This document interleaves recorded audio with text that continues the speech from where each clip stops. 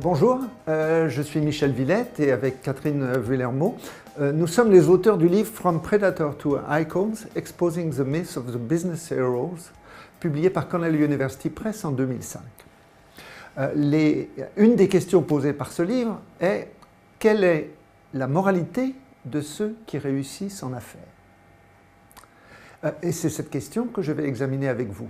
Mais il me faut d'abord clarifier la notion de moralité qui est peut-être trop confuse et qui pourrait nous induire en erreur. Pour éviter tout malentendu, distinguons clairement entre éthique et ethos.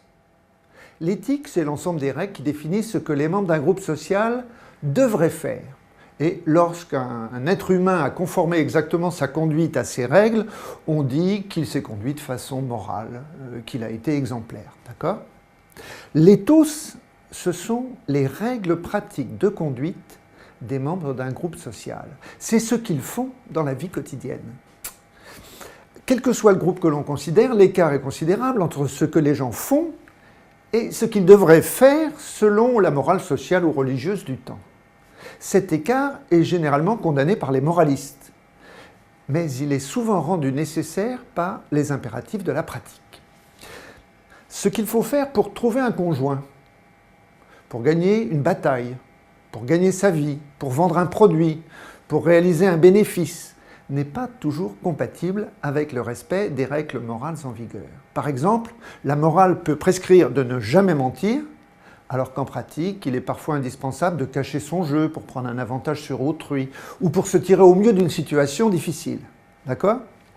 Donc, dans cette conférence, nous parlerons de l'éthos des hommes d'affaires et non pas d'éthique, car nous nous demandons quelle est la morale qu'un homme d'affaires adopte en pratique lorsqu'il réussit dans les affaires.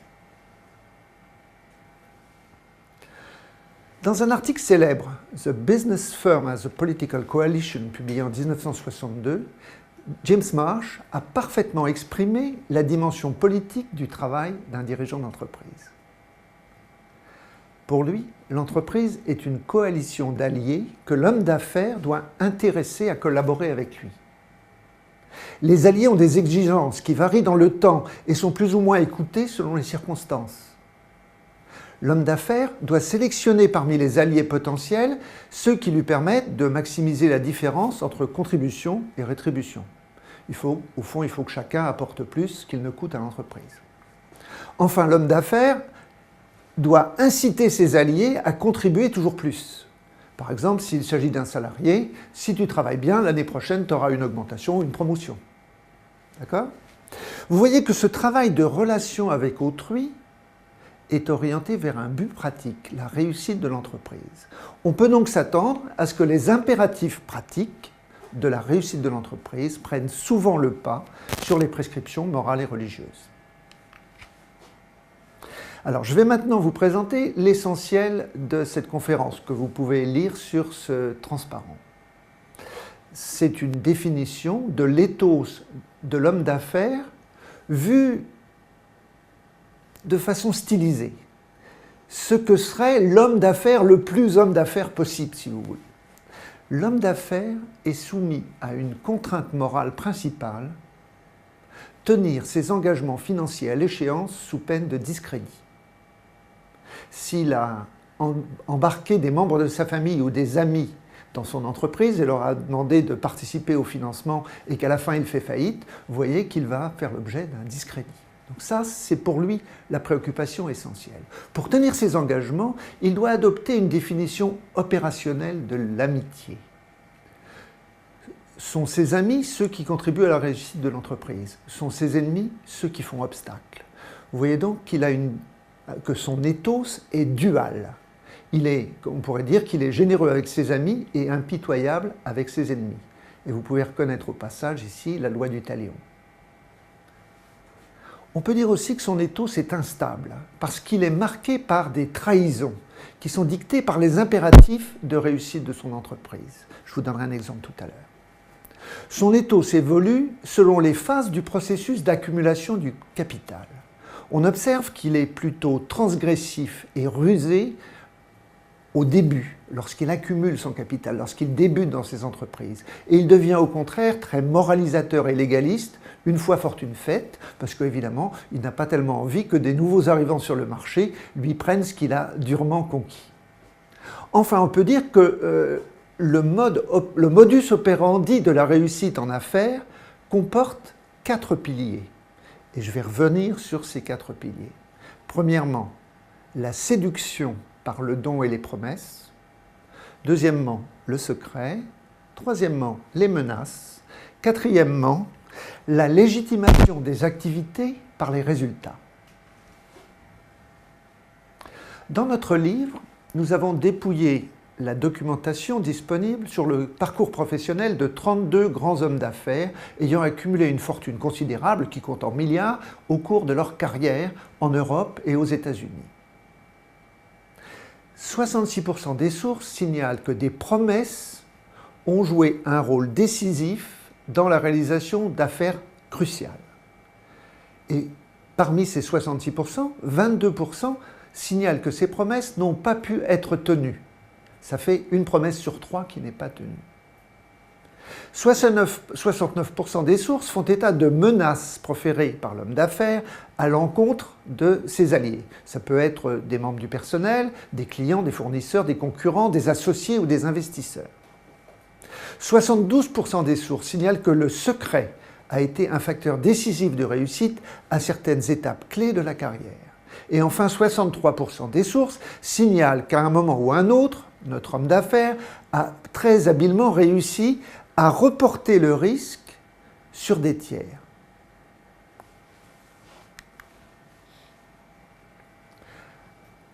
Voyons maintenant quelques exemples. Alors, premier exemple, un exemple de ce que signifie exactement la trahison en affaires. Vous connaissez tous André Carnegie, un des hommes les plus riches d'Amérique dans les années 1880-1900. Cet homme a démarré dans les affaires grâce à son mentor, Alexander Scott. Scott faisait carrière au chemin de fer de Pennsylvanie, mais il avait aussi une activité d'investisseur à titre personnel. Et il devait sa fortune à de judicieux placements dans des fabriques de rails et du matériel ferroviaire qui étaient des entreprises qui étaient justement les fournisseurs du Pennsylvania Railroad. Il leur passait des commandes et il était donc particulièrement bien placé pour apprécier leur valeur. On appellerait cela aujourd'hui plus ou moins du délit d'initié. Le jeune Carnegie était l'adjoint de Scott. Celui-ci l'a pris sous sa protection et l'a aidé à démarrer dans les affaires, lui a conseillé ses premiers investissements. Plus tard, Scott, un peu vieillissant, fait un placement risqué et il se retrouve au bord de la faillite. Il demande alors à Carnegie de l'aider. La manière dont Carnegie justifie son refus d'aider son vieil ami dans ses mémoires est extrêmement révélatrice de la logique des affaires. Voici ce qu'il écrit, je traduis en français approximativement. « J'ai refusé. Je me suis demandé, vais-je mener tout le monde à la ruine pour aider mon ami ? Tout mon capital était investi dans l'usine et chaque dollar était indispensable. J'étais le capitaliste, même si c'était un capitaliste modeste. Tout dépendait de moi. Mon frère, sa femme et sa famille, Monsieur Phillips et sa famille, Monsieur Cloman et sa famille, tous m'apparurent et me demandèrent protection. » Donc vous voyez que cet homme d'affaires a une espèce de vision qu'il faut qu'il protège coûte que coûte son capital, même s'il doit sacrifier un ami sur l'autel de l'entreprise. C'est vraiment une parfaite illustration. Le deuxième point que je voulais aborder, c'était la séduction comme capacité essentielle de l'homme d'affaires lorsqu'il a besoin d'entraîner autrui dans ses stratégies. Pour illustrer ce point, je vais prendre l'exemple du jeune Bernard Tapie. Vous connaissez tous Bernard Tapie, il a encore défrayé récemment la chronique. Lorsqu'il était jeune, dans les années 60, il a commencé comme vendeur au porte-à-porte dans la banlieue nord de Paris, chez Téléconfiance. Et il devait vendre des appareils de télévision à domicile.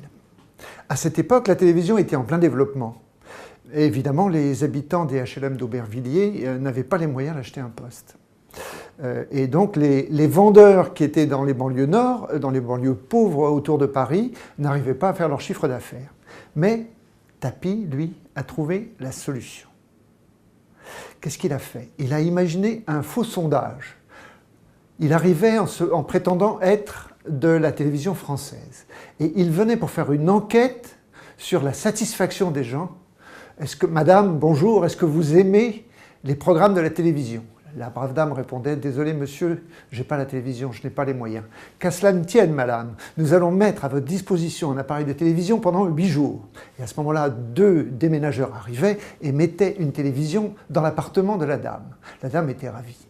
Au bout de 8 jours, il revenait, il disait « Alors madame, est-ce que les émissions vous ont plu ?» Évidemment, la dame répondait « Oui ». Et ensuite, il disait « Mais désolé, nous vous avons prêté un poste pendant 8 jours, nous sommes obligés de le reprendre. » Et les déménageurs repartaient avec le poste de télévision. Une fois que le poste était dans l'escalier, Bernard Tapie disait à la dame « Vous savez, je peux vous faire une affaire extraordinaire. Ces appareils que nous mettons à la disposition des gens, lorsqu'ils ont suffisamment servi, nous les revendons à un prix très avantageux. Et je peux vous avoir un excellent crédit. » Évidemment, la dame signait. Et notre Bernard Tapie réalisait, on pourrait dire, des ventes forcées auprès de clients insolvables.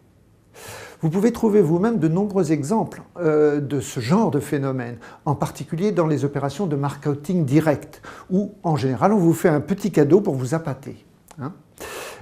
Pour en savoir plus, vous pouvez vous référer à un excellent livre, le livre de Joule et Beauvois, Petit traité de manipulation à l'usage des honnêtes gens, publié par les presses universitaires de Grenoble en 1987. C'est un grand classique. Le troisième point que je voudrais illustrer, c'est l'importance de la promesse dans les affaires. Le commerce des promesses est un des ressorts principaux de la vie des affaires. Au fond, il s'agit d'échanger une ressource immédiatement disponible, dont la valeur est connue, contre la promesse de bénéfices futurs et plus ou moins incertains. Pour faire des promesses, bien sûr, il faut inspirer confiance.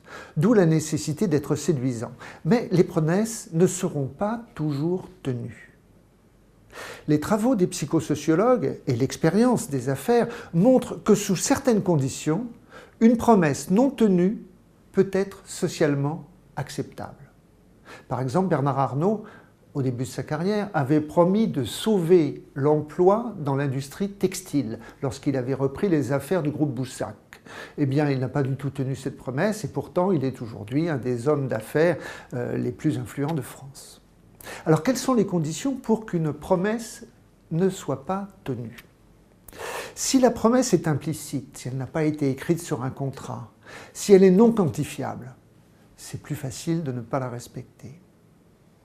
Si elle est compensée par une heureuse surprise par ailleurs, je ne vous ai pas livré votre voiture dans les délais, monsieur, mais je vous ai mis en plus un autoradio gratuit. Compensation. Ça peut être acceptable. Si la promesse est très éloignée dans le temps, entre-temps on a oublié.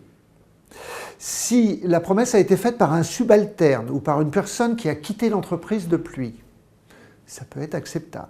Enfin, si les conséquences d'événements indépendants, si le non-respect de la promesse est une conséquence d'événements indépendants de la volonté du promettant, à nouveau, le non-respect de la promesse peut être acceptable. Mais il existe des formes extrêmes de la promesse en affaires. Et ces formes extrêmes nous révèlent quelque chose d'important sur tout le spectre des affaires, de l'affaire respectable à l'affaire absolument inacceptable. Charles Ponzi à Boston en 1919, Stravinsky à Paris en 1934, Bernard Madoff entre 1960 et 2008 aux États-Unis ont fait des promesses intenables qui sont à l'origine de grands scandales.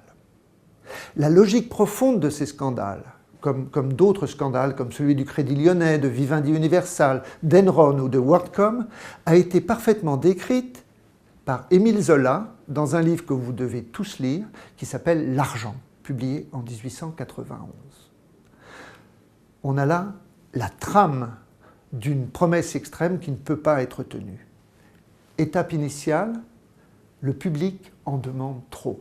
Par exemple, des investisseurs veulent avoir une très forte rentabilité pour leur capital, une rentabilité déraisonnable.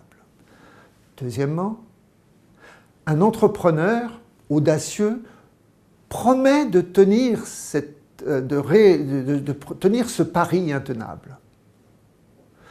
Pour tenir cette promesse, il annonce une innovation formidable. Il dit qu'il va faire les affaires comme personne ne les a jamais fait avant lui. Et donc il n'y aura pas de précédent, pas de référence, pas moyen de comparer ce qu'il promet à quelque chose qu'on pourrait déjà observer et mesurer. Étape suivante, cet homme dispose d'un petit trésor de guerre qu'il peut dépenser au début pour donner de la crédibilité à ses promesses. Enfin, les échéances se rapprochent, elles sont de plus en plus difficiles à tenir. Et notre homme d'affaires est obligé de faire de la cavalerie et du mensonge. À ce moment-là, un initié, quelqu'un qui connaît bien les affaires et qui est crédible, se rend compte qu'il y a quelque chose qui ne va pas. Et il trahit notre homme d'affaires. Tout le monde l'apprend, panique et ruine brutale. Donc voilà ce qui arrive quand les promesses ont pris une forme délirante ou excessive. Et comme vous voyez, ça arrive assez souvent, ou en tous les cas, ça arrive régulièrement dans l'histoire des affaires. Considérons maintenant la question de la menace. La menace, c'est l'ultime recours pour tenir des alliés récalcitrants. Et à nouveau, pour vous donner un sens un peu concret à cette notion de menace, je vais vous prendre un exemple. C'est l'exemple de la vente du ciment au Japon dans les années 70, qui a été étudié par un chercheur américain qui s'appelle Mark Tilton. Qu'est-ce qui se passe? Le ciment au Japon est durablement plus cher que dans le reste du monde. Pourquoi? Parce que 23 cimentiers japonais ont organisé un cartel. Ils contrôlent les prix. Le ministère de l'Industrie japonais, qui se rend compte de cette anomalie, autorise l'importation du ciment. Le cartel, à ce moment-là, s'entend avec des dockers et avec la mafia pour organiser le sabotage des livraisons de ciment qui arrivent sur les ports. Les sacs de ciment sont déchargés sur les quais, on les laisse exposer à la pluie, le ciment prend sur place et ne peut être vendu. Au bout d'un moment, devant toutes ces attaques, les importateurs se retirent et le prix du ciment ne baisse pas, alors qu'il est le double de celui des États-Unis à la même époque. Les entreprises du bâtiment et des travaux publics japonaises ne protestent pas, car elles ont pris l'habitude de répercuter le prix du ciment dans leurs tarifs. Finalement, il y a une entente cordiale entre tous les industriels, et c'est le consommateur final qui fait les frais de l'entente. Abordons maintenant le dernier des 4 piliers de l'éthos des hommes d'affaires, la légitimation des activités par le résultat. Lorsqu'il réussit, et seulement lorsqu'il réussit, l'homme d'affaires dispose des moyens financiers, juridiques, médiatiques et politiques d'effacer les traces des actes socialement peu acceptables qu'il a dû accomplir au cours de son ascension. Il s'appuie alors, on pourrait dire, sur une conception conséquentialiste de la moralité. Ceux qui tirent un bénéfice, même très modeste, de l'entreprise ont tendance à oublier les voies et moyens par lesquels cette entreprise a été développée. L'homme d'affaires en fin de carrière peut alors obtenir une reconnaissance sociale pour ce qu'il a accompli. Ses bienfaits actuels, en particulier toutes les actions généreuses qu'il peut faire, toutes les actions de bienfaisance, l'emportent sur les dommages qu'il a pu causer dans le passé, aussi graves soient-ils.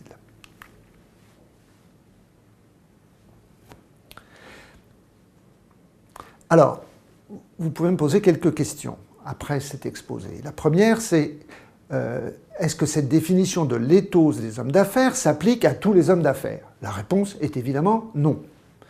Nous avons dressé le portrait d'un personnage stylisé, d'un type humain, le parfait capitaliste obsédé par l'accumulation la plus rapide possible de la plus grande masse de capitaux possible. Et évidemment, il existe des entrepreneurs qui ont d'autres priorités. Mais attention, dans un monde de brutes où la concurrence est impitoyable, voici ce qui peut arriver. J'ai bien connu dans les années 1980 le patron d'une grande entreprise de bonneterie installée dans la ville de Troyes. Cet homme était nourri de culture chrétienne et humaniste. C'était un notable estimé dans la ville.